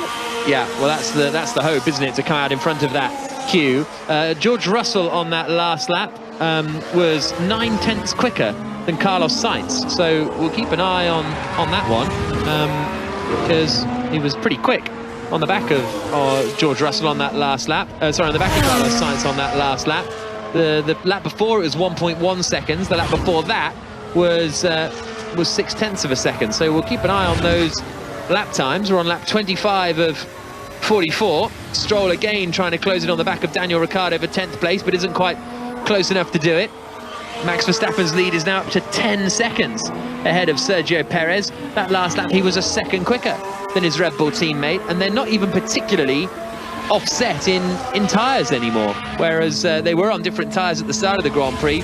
Okay, Verstappen's are a little newer than Perez is now, but not a huge amount. In fact, one lap between them, basically. So this is really strong stuff, and Sainz is going to be coming into the pits then. Sainz is going to be coming into the pits now, comes into the bus stop chicane and enters the pit lane. The fight is still going on. There's a big old queue actually going on behind Albon, Ricciardo, Stroll and Norris, all up behind the Williams man. Into the pits now comes Carlos Sainz for Ferrari. Leclerc is coming in as well, so both Ferraris pitting on the same lap. It's a set of medium tyres for Carlos Sainz, set of hard tyres, sorry, for Carlos Sainz. So Sainz goes out onto the hards. Leclerc is going to be coming in and going onto the mediums. So they are doing different strategies then, as Leclerc comes in now, rips a tear off the visor, pulls in, and on goes a new set of medium tyres for Charles Leclerc. Then he rejoins the race. So where's he going to come out, Leclerc? He's going to come out behind Vettel, behind Ocon, and behind Alonso. No, Alonso's pitted too. So is he going to get out in front of Alex Albon? It's going to be very tight, but he is. So Charles Leclerc emerges in 7th place with 2 cars ahead of him that presumably don't need to stop again in Vettel and Ocon, because they are both on the hard compound of tyre. Jenny? I am expecting both of them to stop. That's what I'm hearing. Okay. We're on lap 26 of 44 on the opening lap of the Grand Prix. Verstappen managed to make up a few places. Sainz started on pole. Perez dropped down to 5th. The 2 Mercedes got ahead of him, but then Hamilton and Alonso collided on the halfway around the first lap. That put Hamilton out of the Grand Prix, deployed the safety car. Since then, Verstappen has just carved his way through the field and taken the lead of the Grand Prix. Alongside me in commentary is Sam Bird, the Formula E driver for the Jaguar team, and Verstappen is just in a class of his own all weekend, not just today. Absolutely dominant, Jack. He's now 11.5 seconds clear of the rest of the field, pulling away lap after lap. I can only see this as a Verstappen, Perez, Red Bull 1-2. Jenny Gao is alongside us too, and Red Bull Ferrari have no response to this, do they? We've criticised them a lot throughout the course of the year for strategy errors or for Leclerc crashing, etc., reliability problems. But I don't think there's anything they could do about Red Bull so far today. There are 10 teams in Formula One. At the moment, only one is shining. As you say, it is the Red Bull. They seem so far ahead of anybody else, and no one can do anything, whether it's mistakes, misjudgments, whatever it may be. Throw anything you want at that Red Bull team, they will just soak it up, and Verstappen especially. Yeah, absolutely. He's leading now, 12 seconds ahead of his teammate Sergio Perez in 2nd place. There's great fights going on for the rest of the positions. George Russell is running 3rd for Mercedes, which is quite strong, as he tries to fight with Carlos Sainz for that final podium spot. Vettel is in 5th place, Hamilton out of the race after the opening lap, and full commentary on Sports Extra. So Russell in 3rd spot. Into the pits now comes Lance Stroll. Alex Albon is in as well for the Williams teams. This is a straight fight in the pits between Aston Martin and Williams. And Williams get out in front still. So came in ahead, emerges ahead too. Lots of strategy and pit stops going on in this race. Lap 27 and 44. Verstappen leading, Perez 2nd. So Russell is in 3rd spot. He presumably will need to pit again. Latifi is getting Stroll here as they come down into Eau Rouge. So Latifi and the other Williams managed to get ahead of Lance Stroll. He's made 2 pit stops already, so that'll be frustrating for Stroll. He'll try and fight back as quickly as possible as they come down into the Les Combes sequence of corners, but he's not able to do so. Perez is going to pit now from 2nd place, so another pit stop incoming for Sergio Perez. And where will that bring him out compared to Carlos Sainz? Will Sainz have been able to... I think he'd been too far back to undercut him, to be perfectly honest. Perez comes into the pit lane now on the medium tyre. The Red Bull comes in. It's a set of hard tyres waiting for Perez to do the remaining 17 laps of the Grand Prix. 2.4 seconds, very quick pit stop, and he is going to come out still in front of Carlos Sainz as he comes now towards the end of the pit lane through the tight right-hander that takes him back out onto the circuit, down towards Eau Rouge, and it is Perez who is still in a net 2nd place. Russell still running in 2nd though in the Mercedes, so he is yet to pit. Can he get a tyre offset on Carlos Sainz and try and attack Sainz in the closing stages? That 28 of 44. Jenny? Yeah, just having a look as it stands at the moment. Verstappen leading this race, and the fastest lap to his name as well, would be on 284 points. 93, that would give him the advantage over his nearest rival, which is his teammate Perez, who would move up into second position in the championship. But a real gaggle fighting for that second place in the battle. A lovely move from Fernando Alonso on Zhou Guanyu. Meanwhile, he's got him into 10th place, and he almost went around the outside at sort of the second part of Les Combes and forced Zhou offline and got the move done. Yeah, fantastic move. And Alonso, I can almost sense Alonso saying that in the press conference area afterwards. You know, some drivers give me room, some drivers don't, referring to the incident with Lewis Hamilton that occurred on lap 1. I'm actually amazed that his car came out unscathed. It was a big whack. Russell, box now. Radio message. Alonso has now got ahead of Lando Norris as well, so Alonso is up into 9th place, and those McLarens may still have to pit again. Lance Stroll, meanwhile, has managed to get Nicholas Latifi into the bus stop chicane, sent it in from a long way back, but got the move done. And Norris now, who came into the pits and out of the pits just behind the Williams of Alex Albon, has lost quite a lot of time to Albon on the last few laps, so he's 1.5 seconds further back. Russell didn't come into the pit lane, so the radio message was to come into the pits, but deciding to stay out at the moment, George Russell. As he comes down in towards Eau Rouge again, he's 23 seconds back from Verstappen in the lead of the Grand Prix. He's got plenty of space to come out in front of Sebastian Vettel, so maybe they're just trying to create as big an offset as possible. Well, I think they've seen Perez go onto the hard tyre. Now, if they do the same, the chances of catching Perez are not so big. If they can eke out another couple of laps and then go on to the medium tyre, or even the soft tyre at the end, because I think he's only used the mediums. If he can go on to the soft at the end and have that pace advantage and use the soft tyre with the lower fuel level, he'll have a chance of getting Perez. I think there's going to be a whole gaggle coming in onto those softs if they can, as you say, make it last long enough. I don't think you'd really want to do more than about 10 to 12 laps on that soft tyre. 44 laps of the race, we're on to lap 29. So it is about eking this bit out, managing the tyre, which is something we hate to hear, but the reality is, manage this tyre, you might be able to make yourself very racy towards the end of this. Alonso has got ahead of the next McLaren of Daniel Ricciardo, and so he is now up into 8th position. Is Fernando Alonso. He has made 2 pit stops. The McLarens have only made 1 pit stop so far. Leclerc has also got ahead of the Alpine of Esteban Ocon and is now up into 6th position as he tries to come back through the field, and his next target is going to be Sebastian Vettel, but Vettel may be stopping again in a few moments' time. Verstappen still leading, Russell still second and still staying out there. Mercedes ready in the pits with a set of hard tyres, but Russell comes into the pits now. So into the pits comes George Russell from 2nd place onto a new set of hard tyres. Clearly they weren't listening to us then, just as well they're not strategists for Mercedes. Well, I think it's still the same effect, right, isn't it? It's still trying to create a bigger offset and have fresher tyres for longer up against your rival, Carlos Sainz. Sainz comes around the final corner now. I'm fairly sceptical that Russell's going to be able to catch him, even though the pace drop-off was quite big for Sainz at the end of his stint on those medium tyres, lap 30 of 44. Just surprised they didn't want to do something different from everyone around them. Like you said, Sam, who is around them? I think that's the thing for Russell. There is no one around him in reality. Which means why not try something slightly different? But I think James Vowles knows more about what is happening in the race than we do, sat here in wherever we are. In the comms box. Max Verstappen. In an undisclosed location. Max Verstappen leading the race. Perez in second is now 26 seconds back.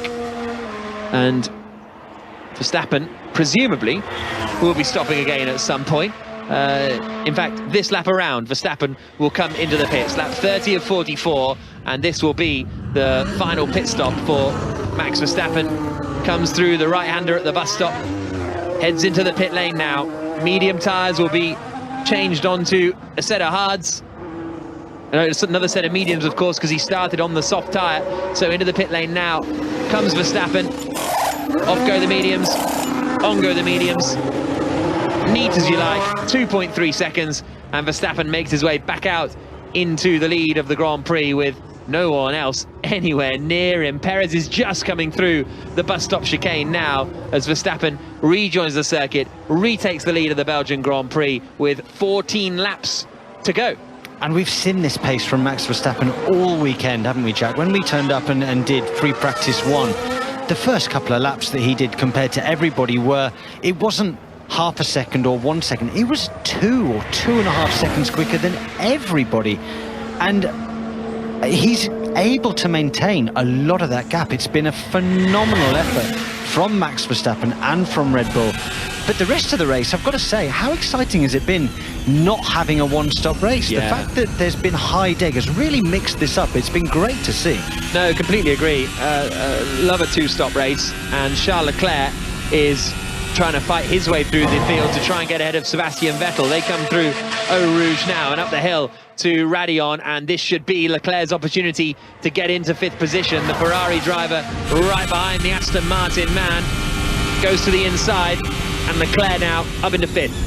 So Charles Leclerc gets up into 5th place. Tsunoda is making another pit stop, so that promotes Albon up into 11th position, and everybody else gaining another place from Tsunoda, who started from the pit lane after he took engine changes as well. Lap 31 of 44. Verstappen leads 8.8 seconds ahead of Sergio Perez. Then Carlos Sainz is in 3rd position, 7.3 seconds back from Perez. Russell is in 4th spot. Charles Leclerc is now up into 5th place, but it's 7 seconds or so from Russell. It's 6 seconds from Russell to Sainz. It's 13 seconds from Russell to Leclerc. Russell on this on that last lap did a personal best lap of the Grand Prix, so he is pushing George Russell. Sainz is pushing as well, both doing personal bests, and the gap is currently 6.2 seconds with 13 laps to go. So we'll keep an eye on that gap and whether Russell can try and bring it down. I'd be surprised if he could, but if he could, it would illustrate just how much quicker seemingly Mercedes are in race pace as opposed to qualifying. Normally, at most races this year, Charles Leclerc has had a relative advantage compared to Carlos Sainz, and obviously Sergio Perez has not been as quick as Max Verstappen.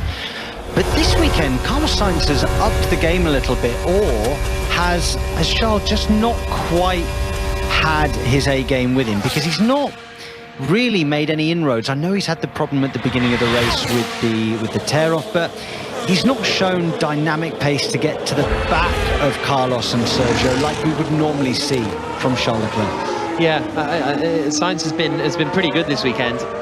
Across the line comes Alex Albon. He's running in 11th place now, and the next man to try and attack him is Lance Stroll, who's a driver who I feel has made a lot of overtakes this afternoon, but doesn't actually seem to be climbing up through the order. He's still there in 12th position, Lance Stroll. I feel like he's passing people left, right and centre, but then they then pit, or he pits and they don't, or whatever way it transpires. But he's going to try and make another overtake now, this time on Alex Albon. He's 6/10 back as they begin on the Kemmel Straight, and I think he is a bit too far back.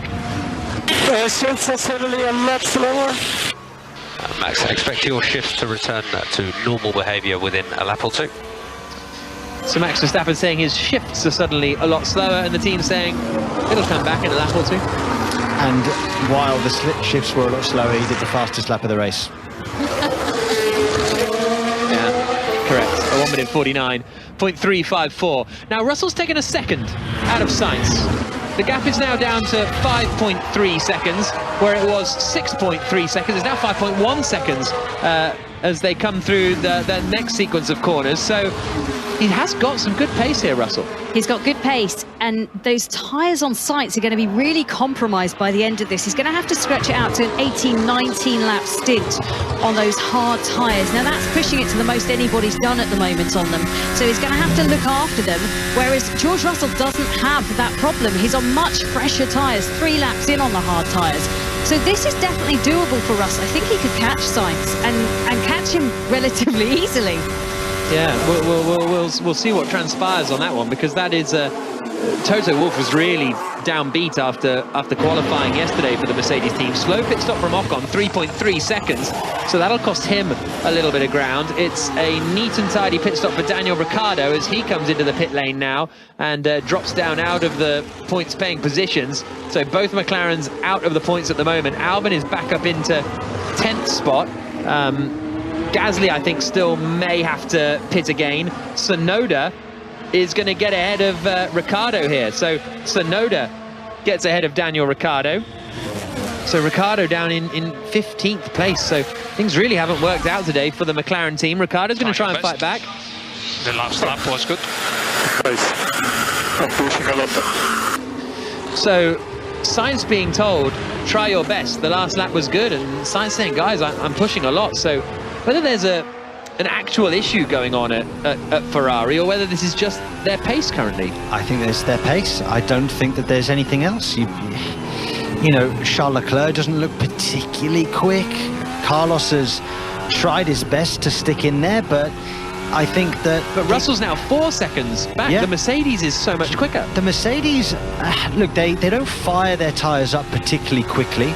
But what they've got is tyre longevity, and we saw them doing quite a bit of homework on the Friday on the hard tyre, and we were sat here saying, what are they doing on the hard? But it seems to be paying off now. A lot colder, wasn't it? Track temperature was about 19 degrees, I think, on Friday. And the hard was out of the window. Now it's in the window, and I think some of that homework is definitely paying off this afternoon. Difference of about 15 degrees centigrade, I was told at the beginning of this race, between what it was on Friday and now. Very limited running on Friday as well. We had red flag, we had rain, so nobody had a real idea of what they could do. Well, they've got a better idea now. Sebastian Vettel has now been in the pits as the Aston Martin driver emerges. He's going to be side by side pretty much with the Gasly AlphaTauri, and Gasly is now running in 7th position. Vettel drops down to 8th place. He's ahead of Esteban Ocon by a second or so, and that'll be frustrating because it was a really slow pit stop for Ocon. What happens if we three-stop? Finish behind Russell for P4. So Sainz being told, what happens if we three-stop? And they say, well, then we'll finish 4th behind Russell, who will be on the podium in 3rd place. So really tough afternoon this for the Ferrari squad. 10 laps to go in the Belgian Grand Prix. Max Verstappen leading, Sergio Perez second, Sainz is 3rd, but Russell is closing in on him for the final podium position. Lewis Hamilton out of the race, the man who's finished on the podium in the last 5 Grand Prix, was eliminated after an opening lap collision with Fernando Alonso. Jenny.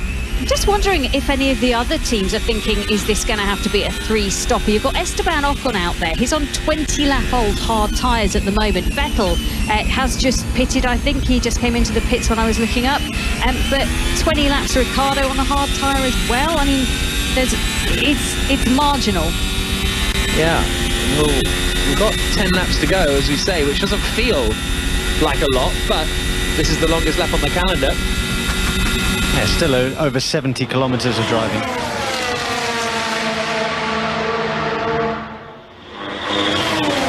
Lap 35 of 44. Down into the chicane comes Sebastian Vettel. 10 laps to go. Max Verstappen still leading, but the fight is on for 3rd place. Carlos Sainz, who started on pole, is falling into the clutches of George Russell in the Mercedes, who's looking to finish in 3rd place on the podium. So fights going on in the closing stages of the Belgian Grand Prix,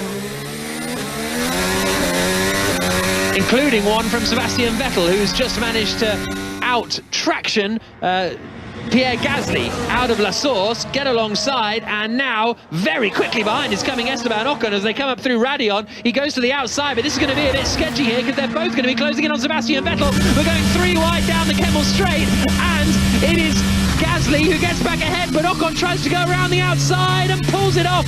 2 places gained for Esteban Ocon in the space of 2 corners. Beautiful stuff, and Ocon is up into 7th place, Gasly in 8th, and Vettel now goes to the inside at Bruxelles to get back ahead of the AlphaTauri driver. But brilliant stuff from Esteban Ocon, brave stuff from Esteban Ocon, and he's rewarded with a 7th place. That is Schumacher-Hakkinen 2022, Jack. What a move. What an absolutely unbelievable bit of driving and skill from all three drivers. Watch Esteban Ocon choose the outside line and then stays around the outside. Then he's got the inside line for the second part of the corner. Superb stuff. Yeah, 3 wide going up into Les Combes, and Ocon had to get it done on the brakes, didn't he? Really tentative from Pierre Gasly, but basically he was getting swamped anyway on the older tyres, so that's why he had just no grip coming into Les Combes. Beautiful stuff from Ocon. The gap now between Carlos Sainz and George Russell as they come up into the right-hander at Les Combes is down to 3 seconds now. So Sainz in third, just 3 seconds ahead on that last lap. It was 1.1 seconds on lap 33. It was only a tenth on lap 34, but the gap is now 2.8 seconds. So it's come down a couple of tenths in these first few corners. Russell has got a real shot of the podium here. And soon Jack will be within DRS zone, and this track, DRS zone, yeah, sector 1 should be doable up to Les Combes.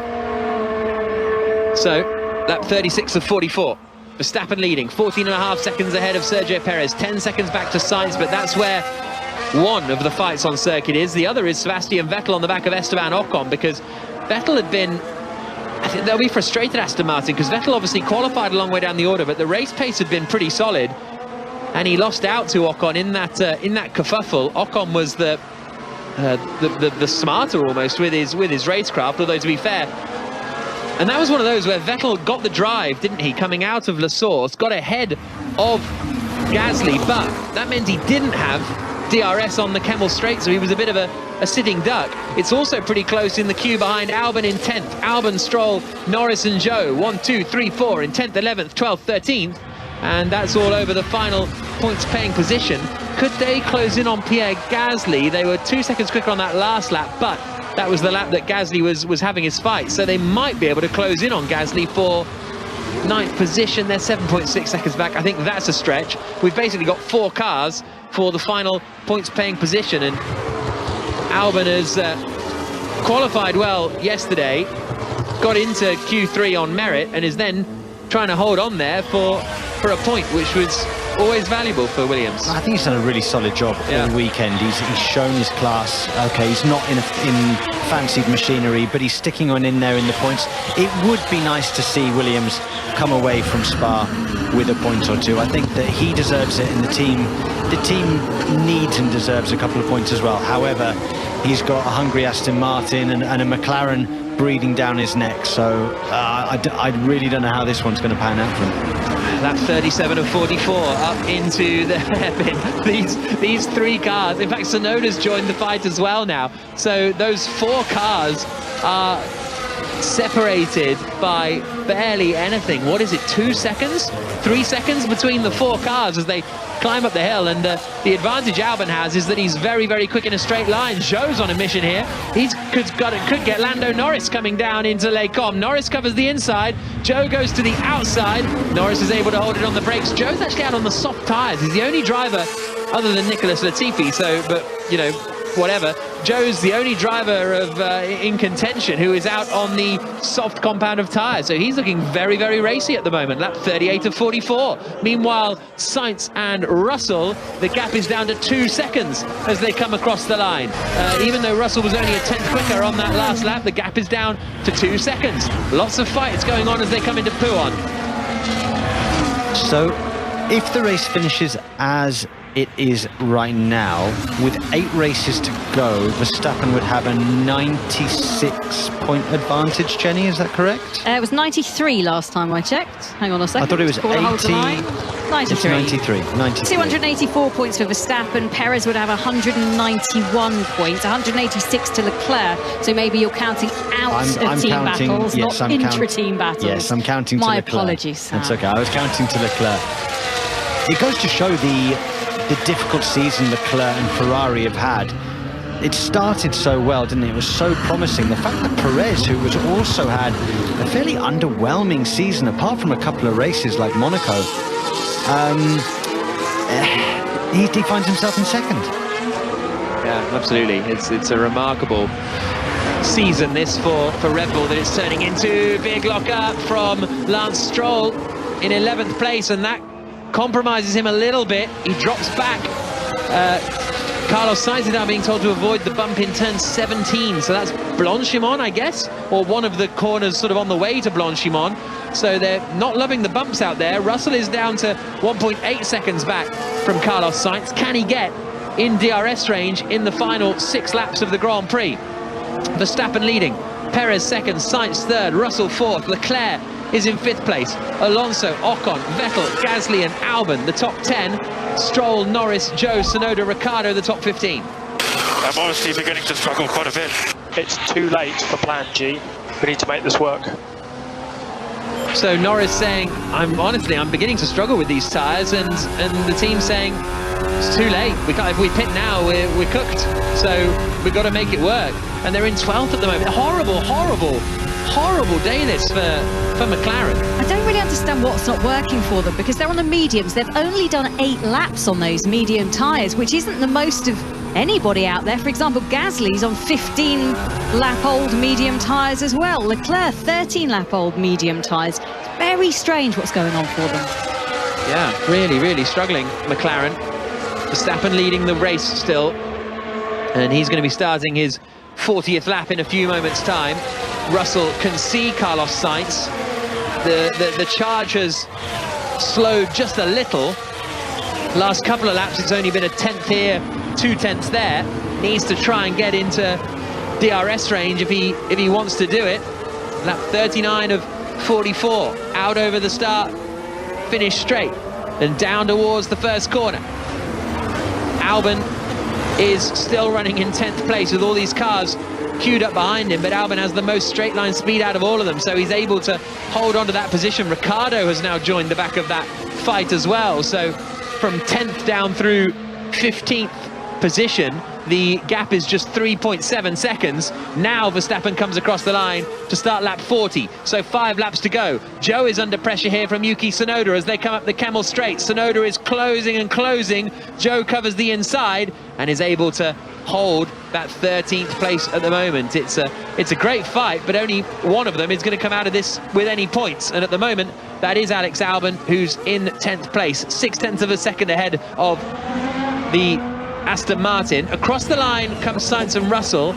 It's 2.5 seconds now. So Russell's charge has really kind of slowed down, or well, maybe Sainz's pace has picked up because he's lapping similarly now to Sergio Perez and Max Verstappen. So maybe Sainz is pushing a little more as the two come up Radion and down towards the not the Fagnes chicane, the Lacan again.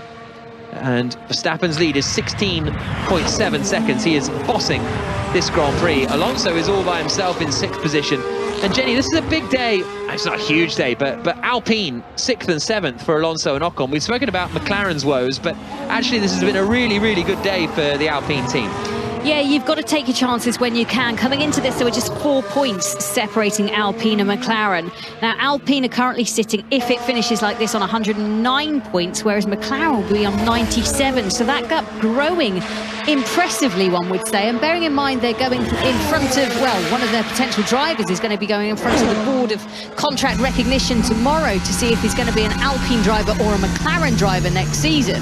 It's a feisty background and a feisty foreground, one would suggest, between those two teams. No love lost between them. Do you think Piastri's changing his mind about now? No. Like, it was Jenson Button, wasn't it, who did that deal to join Williams at one point and then sort of tried, and then with was like, Benetton, was it? No, he was at BAR, I think, wasn't he? And then he tried to back out of it at the last minute or something, or he had a few contract issues, didn't he, Button? I don't think there's enough wood in the Ardennes forest to rebuild that bridge that Piastri has spectacularly burnt down between him and Alpine. That is gone. Yeah, Otmar Safnauer in the press conference yesterday going, oh, I would have expected a bit more integrity, was the word he was saying. Listen to the Thursday preview show if you want on the Checker Flag podcast. But if you don't want to, then don't. But it's available on BBC Sounds and wherever else you get your podcasts. But we'll also have all the post-race reaction from this Belgian Grand Prix, which will be available to download later on. And then we'll be back with you on Thursday for a Dutch Grand Prix preview. And we'll know what happened with Piastri by then, so we'll be able to line up whether he's gone grovelling back to Alpine or not. Spectacular week coming up. Lap 41 and 44, and the Orange Army that have filled the grandstands here and are watching Max Verstappen romp to victory will be desperate to see something similar in the Netherlands next week. Thinking back to last year's Zandvoort, he was impressive there as well, wasn't he? I mean, it was a mightily dominant weekend, and I can't see it being any different next week. He's just incredible. Can you see anybody else currently winning a Grand Prix? Because not for the next 4 years. It's the skill set that he possesses is phenomenal enough, and then intertwine that with Adrian Newey and everybody at Red Bull, and this is what happens. I mean, he's so far up the road. I really hope that Ferrari come away from here, regroup, and bring something to the table at Zandvoort, because this has been so dominant, hasn't it? It's been unbelievable from Red Bull, and specifically from Max Verstappen. I think they've got a shot at Zandvoort for Ferrari, because it's not, you know, quite as straight line speedy. It's a different circuit. I think when we go to Monza, Ferrari will be in a little bit of trouble, but I think Zandvoort, there's a chance that we could have a good fight. Verstappen is 17.4 seconds ahead now of Sergio Perez. Sainz in third, 2 to run in the Belgian Grand Prix, and it is Verstappen, Perez, Sainz, Russell, Leclerc, the top 5. Alonso, Ocon, Vettel, Gasly, Albon still there in 10th place, still just half a second ahead of Lance Stroll, but still keeping ahead of the Canadian at the moment.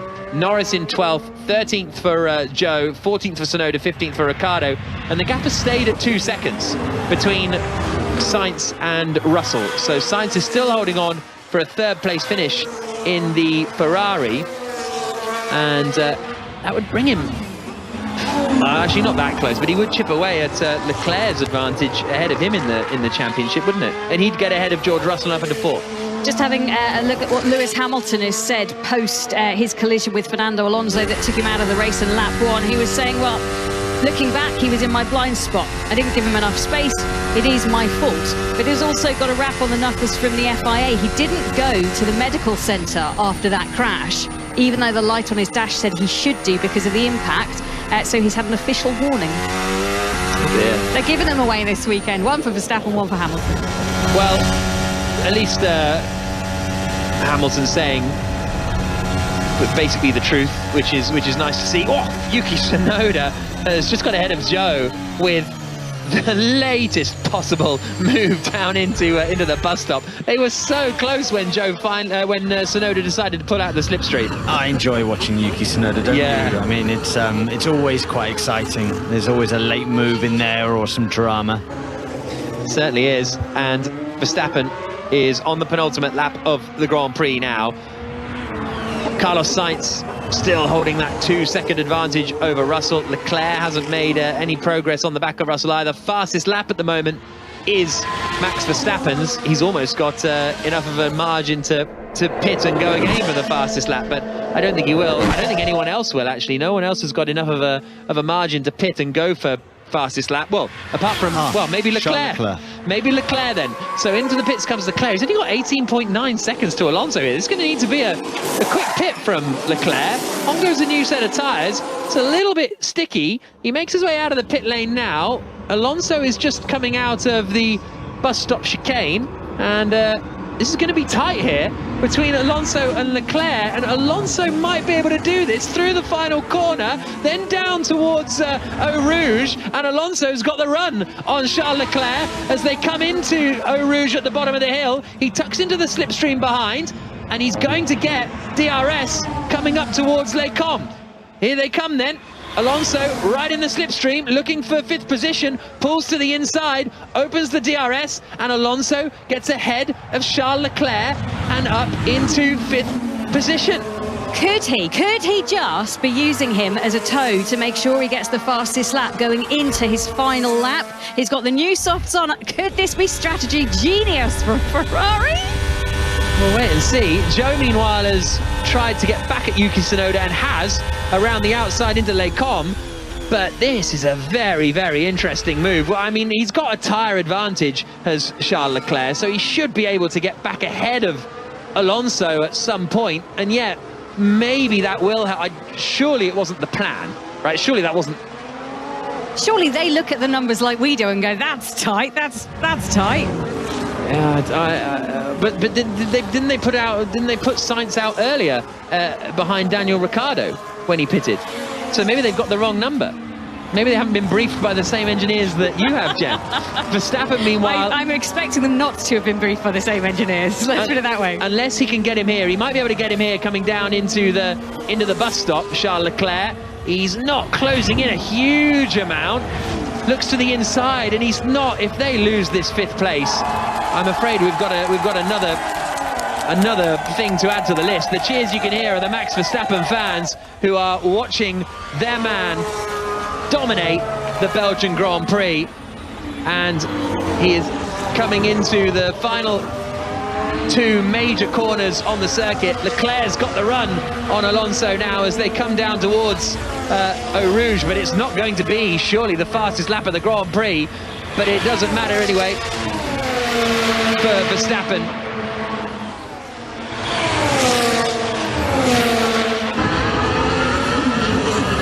Max Verstappen is into the final couple of corners. He started this race in 14th on the grid. He carved through the field on the opening laps, and nobody has been anywhere near him. He comes across the line, slides out of the final corner, and takes victory at the Belgian Grand Prix. Absolutely dominant win. And if the championship looked to be done and dusted beforehand, on this kind of form, there's not going to be anyone able to stop Verstappen. Sergio Perez finishes 2nd. Carlos Sainz holds off George Russell to finish 3rd after Russell did a spirited drive, and Charles Leclerc can only finish 5th for the Ferrari team. Max Verstappen wins the Belgian Grand Prix.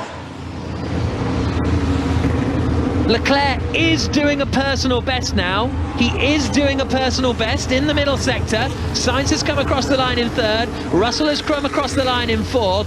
Verstappen has returned to the pit lane now, though, and this is his radio. Congratulations. Awesome drive. Amazing Sunday, guys. Guys and rocket ship all weekend, unbelievable. Max, you've been brilliant all weekend. Class of your own, mate. Absolutely well deserved. Enjoy it. Undoubtedly one of Verstappen's best weekends in Formula One for my money. I think he's just been unbelievable from start to finish. Here comes Leclerc through the final corner. We might as well see whether he's going to get the fastest lap of the Grand Prix. He's got to beat a 1 minute 49.3 out across the line, takes the checkered flag. Oh, and it's a 49.9. 6/10 slower than Max Verstappen managed, but at least he did still finish in that 5th place, even if it was a bit of an interesting one. Verstappen jumps out of the car and gets weighed. Has a brief hug with the FIA president, who is down there lurking in Parc Fermé. Across the line comes Sebastian Vettel. Leclerc finished 5th, Alonso in 6th, Ocon 7th, 8th for Vettel, 9th for Pierre Gasly, and Albon holds on for 10th place. Alex Albon picks up a point for the Williams team in 10th position. Stroll in 11th, Norris in 12th, Tsunoda 13th, 14th for Joe, 15th for Ricciardo, and then it is Magnussen, Schumacher and Latifi, the top 18. Oh, pit lane incident involving Charles Leclerc noted. Speeding in the pit lane. Speeding in the pit lane. And if he gets a penalty for that, I would suggest that would be a drive-through penalty converted into a time penalty, which would end up putting him... well, we'll see. If it's about 20 seconds... might even be out of the points, could be down in 7th or 8th places, so we'll wait and see what happens there. Speeding in the pit lane is normally a bit of a slam dunk, really, isn't it? It is. It's not a debatable topic. No, it needs to be, you need to be on or under the set speed, which is 80 kilometers an hour in Formula One. 80.5 or 81, it's a no-go, you get a penalty. So, yeah, that's normally, considering it hasn't been an issue all weekend for him. We've not seen any paperwork to suggest that Ferrari have had issues with the pit speed limiter. I think that would be finger trouble or not being able to stop the car properly on entry to the pit lane. So the crowd now invade the track around the start-finish straight area to go and stand underneath the podium that overlooks the main grandstand at Spa, and there will be lots of Dutch fans underneath it. Another 1-2 for Red Bull this year, and really there was nothing that Ferrari could do about them. A little high-five handshake between Sainz and Verstappen. Dominant. Just so dominant, so impressive from Verstappen, who I think has just grown and grown, and that championship win last year taught him more tricks to add to his box. He is such a complete and well-rounded driver.